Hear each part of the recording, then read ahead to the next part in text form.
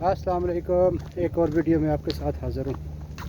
इस वीडियो में किसी की ज़ात पर या किसी के पैसे पर सवाल नहीं है, बिल्कुल भी।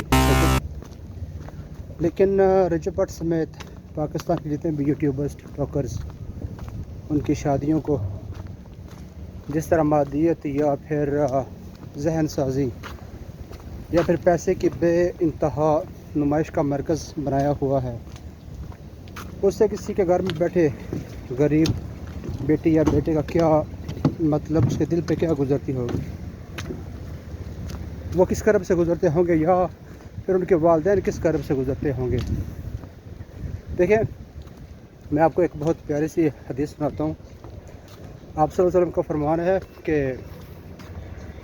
अगर आपकी औलाद है और आप किसी बे औलाद के घर जाते हैं तो उसके सामने अपनी औलाद को लाड प्यार और बहुत ज़्यादा उससे मोहब्बत ना करें, क्योंकि जिसके पास औलाद नहीं है वो सोचेगा कि अल्लाह ताला ने हमें इस नेमत से महरूम क्यों रखा।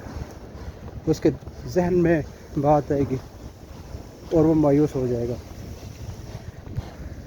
आप इसको दौलत पे ले जाएं, चाहे जिस मौजू पे मर्ज़ी इसको आप इस हदीस को आप वजाहत करवा लें। तो अगर अल्लाह पाक ने आपको किसी को पैसा दिया है तो ठीक है, आप ऐशी करो, खाओ पियो, खूब खर्चो, लेकिन ये ना करो कि किसी की दिल आज़ारी हो या किसी के गरीब का दिल दुखे।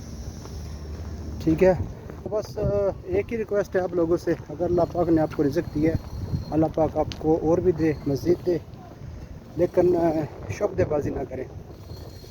ऐसी शब्दबाजी ना करें जिससे आप जानते हैं इस वक्त पाकिस्तान में तकरीबन 10% जो अशराफिया हैं या कुछ अमीर टिकटॉकर्स, यूट्यूबर्स जिनके पास पैसा है, और 90% पाकिस्तान इस वक्त गुर्बत के लकीर से नीचे जी रहे हैं। सही है।